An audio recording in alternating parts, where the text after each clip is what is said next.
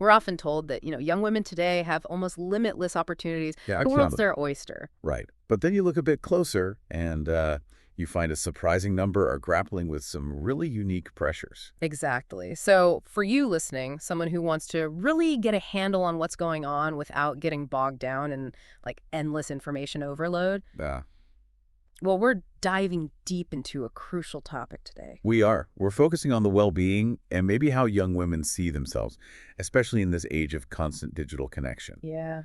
And our insights, they come from a really compelling conversation with Sibylla Claus and Marianne Dreisen, who are involved with the book Gender Rebels. So think of this as your streamlined guide to the real issues impacting young women right now, our mission. Well, it's to extract the core understandings from that YouTube discussion we looked at Right. Looking at personal experiences, wider societal shifts, expert viewpoints. and deliver what really matters most, Yeah. without overwhelming you. Okay, so let's unpack those initial observations they made. Yeah, what's fascinating kind of as a starting point is the common ground they found, just observing differences between boys and girls, even from a young age.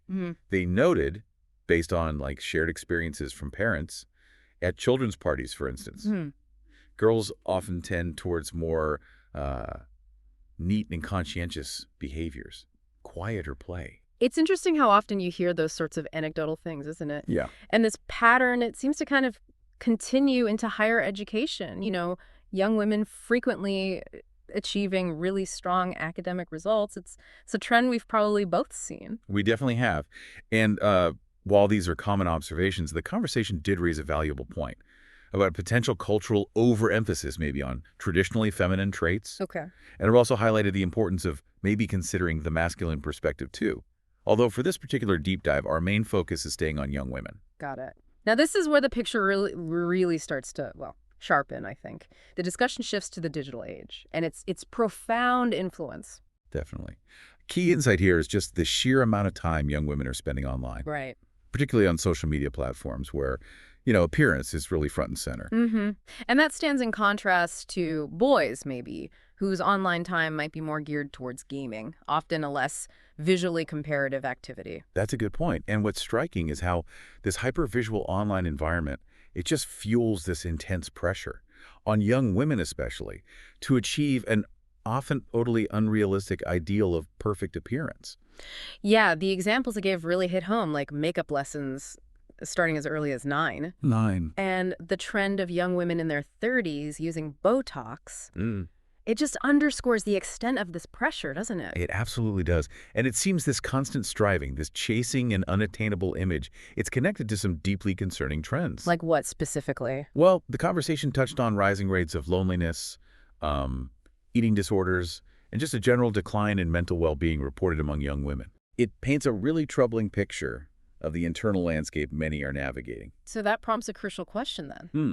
What are the fundamental factors contributing to these mental health challenges? Yeah, one idea they put forward was that maybe the current generation appears to be, well, weaker or more vulnerable mentally compared to previous generations. That's a strong claim. How did they back that up? Well, they contrasted the sort of relative independence of past generations, kids walking or biking to school alone, that kind Sorry, I remember doing that. Me too. Yeah. And they contrasted that with the more cautious, maybe protective parenting styles prevalent today. They acknowledge genuine factors like increased traffic, sure. But also just a broader trend towards more protective measures generally, helmets for everything. Exactly. And a really significant turning point they identified was the widespread adoption of smartphones around 2015. Okay, yeah. That timeline feels right. And that period also saw the rapid growth of apps with features like likes and retweets, that whole feedback loop. The correlation they drew between that shift in digital interaction and the documented rise in mental health issues, well, it's a connection worth thinking about closely. It certainly gives you pause for thought. The discussion then moved into a really complex area, what they refer to as gender ideology. Right. And in this context, that term describes a belief that an individual's gender identity is essentially a matter of personal choice, separate from biological sex. Okay. And a particularly significant observation here, statistically, is the disproportionately higher number of girls compared to boys identifying as trans or non-binary. How much higher? Well, the statistic mentioned was that approximately three-quarters, 75% of individuals on gender clinic waiting lists are girls. And that pattern's observed across Western countries. It's quite a notable data point. It really stands out. They also noted potential connections with lesbian identity. Yes, and drawing on insights from one contributor to the book, a possible link sometimes to autism spectrum traits. Interesting. And this trend isn't uniform across the board. No, it seems more pronounced among middle-class teenage girls, typically around the ages of 14 or 15. That specific demographic is important then. It differs from historical patterns of transsexuality. Significantly. Historically, it often involved more biological men transitioning, often later in life. This shift, this specific demographic, has led to the concept of what's sometimes called rapid onset gender dysphoria. Right, I've heard that term. It refers to a sudden, intense feeling of gender incongruence that seems to appear sometimes within a social context, like peer groups. Mm. But it's also important to note the observation that, for some individuals, this often resolves naturally after puberty. That point about the fluidity of identity during adolescence, it feels really crucial here. It does, and one of the speakers even shared a personal reflection about wanting to be a boy during her own youth, Really? Why? driven by a feeling of, well, inequality and the complexities of navigating same-sex attraction back then, when the language to describe those feelings openly just wasn't as available. That makes a lot of sense. And when we place this within the broader context, they mentioned increased medical interventions too. Yes, the conversation highlighted the rising use of antidepressants, ADHD medication, among young people generally. Right. And this brings up a concern that maybe typical adolescent experiences, feelings of distress, might be increasingly viewed through a medical lens. Potentially overshadowing other ways of exploring or understanding those feelings without immediately jumping to a medical solution. Exactly. Okay, so the digital world, evolving ideas about identity, clearly influential, but the discussion also explored the impact of something else, a decline in traditional rites of passage. Yeah, those ceremonies or events that once sort of marked the transition from youth to adulthood. Did they feel those were missing now? Well, it's interesting, the speakers themselves acknowledged that maybe formal, widely recognized rituals weren't a huge part of their own adolescence either, Okay. but they emphasized the powerful and unprecedented impact of constant exposure to curated, often digitally altered images on social media. Creating a level of pressure about appearance that's just historically unique, a huge contrast to the past, maybe one class photo a year. Exactly. That contrast really hits home. And then there's the idea of excessive screen time acting as an experience blocker, Yeah, so. potentially limiting real-world interactions, face-to-face stuff, and hindering the development of resilience that comes from navigating those experiences. Yeah, that makes sense. And alongside that, the importance of physical activity and sport, particularly during puberty. Why particularly then? Well, engaging with your body through physical activity is just crucial for developing a sense of well-being, feeling good in your skin. But the concerning trend is that girls drop out of sports at a higher rate than boys when they hit puberty, Why is that? often due to bodily changes, breast development, menstruation. It represents a significant loss of those benefits. It really does. The physical changes of puberty present such different experiences, don't they? Totally. While boys often experience gains in size and strength, which can be empowering in sports. Girls face menstruation, potential unwanted sexual attention, increased self-consciousness about their bodies much earlier. It's a different path. A very different path. The conversation then touched upon the concept of the male gaze Right. and the ways women can sort of internalize external perceptions. Now, they acknowledge this isn't black and white, Sure. but they pointed out that girls themselves can sometimes contribute to these pressures by scrutinizing each other's appearances online, for example. Wow. So it's not just external, it's a complex interplay. They shared a really troubling example, didn't they? They did.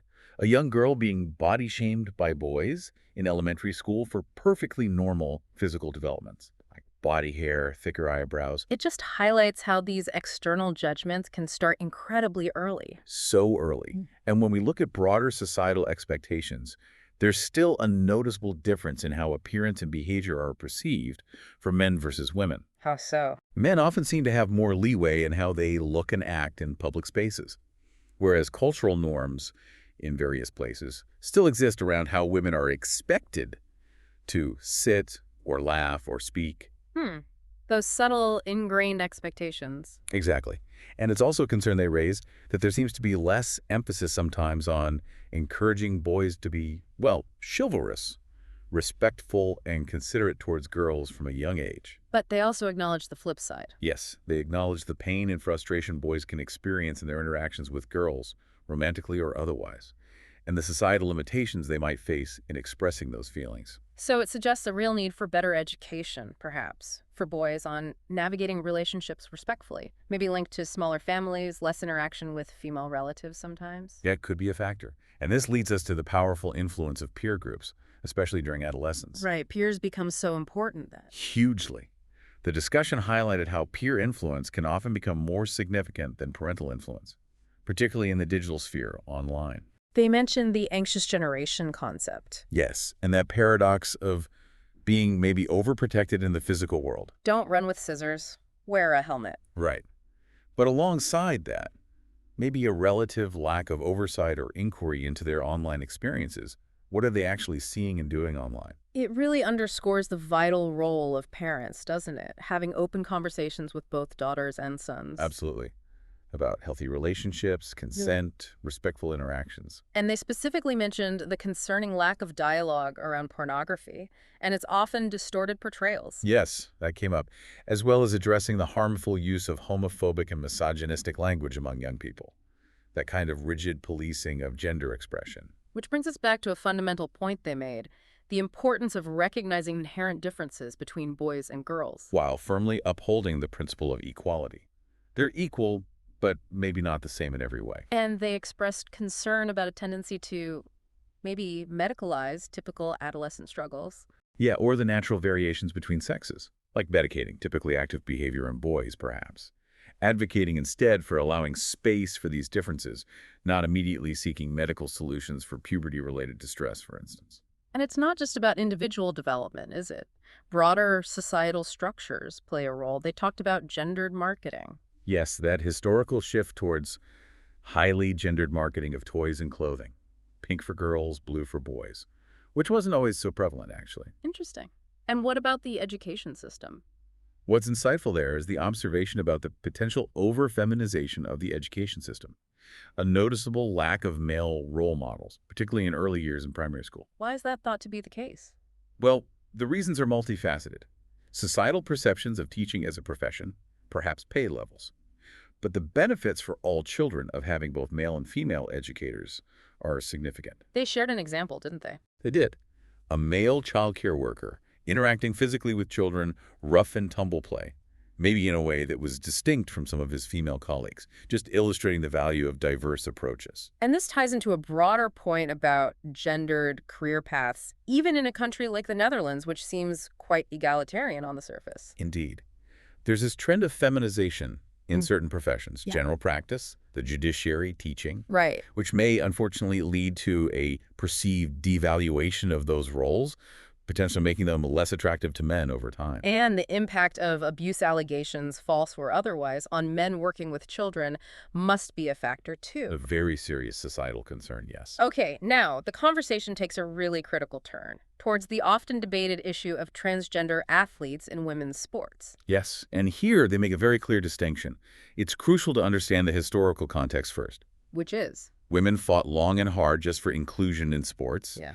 and then for the establishment of separate women's categories. That was a fundamental step toward fairness and equality. Right, things we take for granted now, like women's boxing or marathon running in the Olympics. That was hard-won progress. Exactly. And that progress now feels challenged, in their view, by the recent phenomenon of biologically male athletes who identify as female competing, and sometimes winning, in women's categories. They cited specific examples. Yes, like a swimming championship in the UK, where the final apparently involved two individuals who were biologically male. Wow.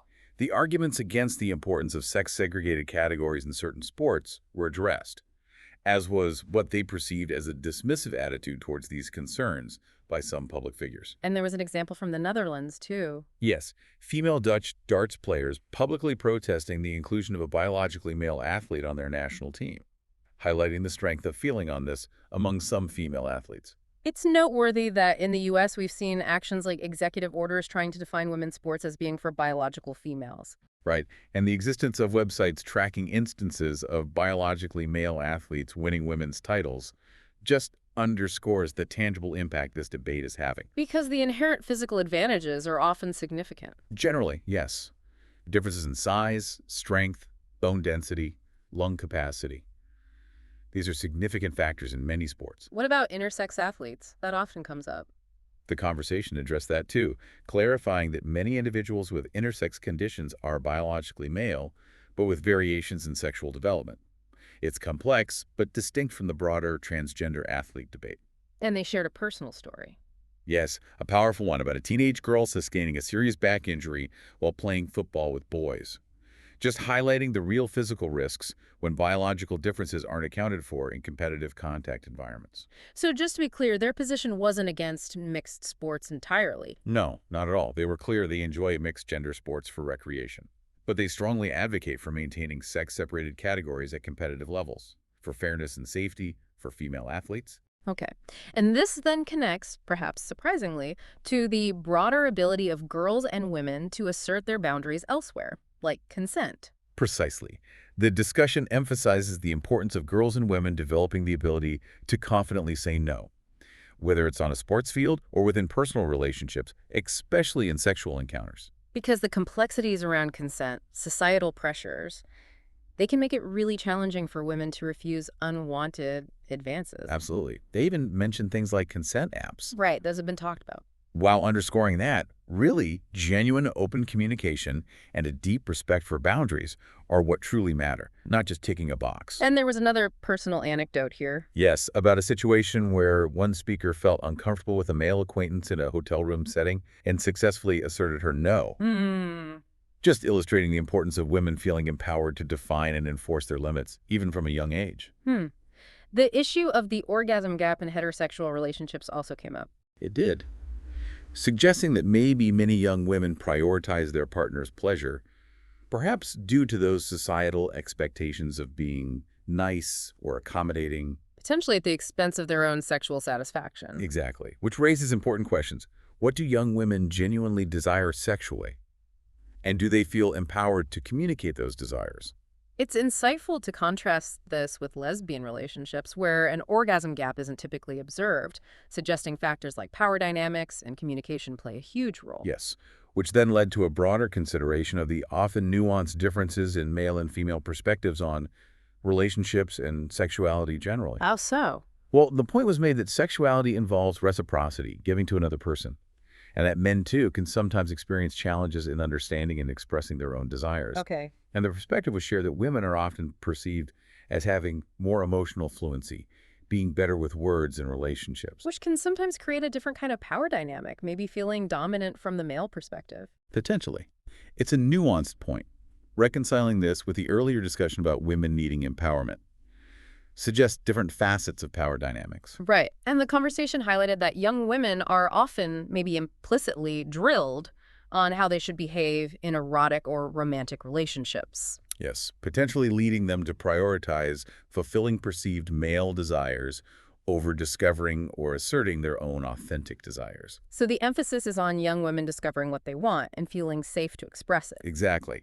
The different prerequisites for satisfying sex were briefly touched upon: safety, emotional connection often being key for many women, plus the biological differences in arousal patterns. Okay. Now, shifting gears slightly, one of the questions we received from you, the listener, was about the challenges of aging for women compared to men. Right. And while Gender Rebels didn't focus extensively on this, the conversation did offer some relevant insights. What were they? Well, one speaker shared a personal view, finding aging actually quite positive overall, the main challenges being more physical limitations. But they also highlighted the societal double standard. Yes, the often stark difference in how older men and women in the public eye are perceived. Older women can become somewhat invisible or face much more criticism for their appearance. While older men often continue to enjoy prominence and acceptance, you see it with TV personalities, actors. Exactly. That disparity is quite clear. And there was a personal anecdote about openly managing menopause symptoms without shame. contrasting that with the societal pressure and stigma often associated with women's bodily changes. Precisely. The conversation also briefly touched back on young women, specifically those navigating same-sex attraction. Yes, noting the difficulties they might face, internalizing negative societal messages, maybe resorting to less defined labels like queer, And the speakers expressed concern. over a perceived trend where these young women might be encouraged or feel pressured to identify as transgender instead, which they viewed with caution. And finally, they raised concerns about education, specifically around gender. Yes, concerns about the increasing prevalence of the belief that gender is simply a matter of personal choice, potentially influenced by educational curricula.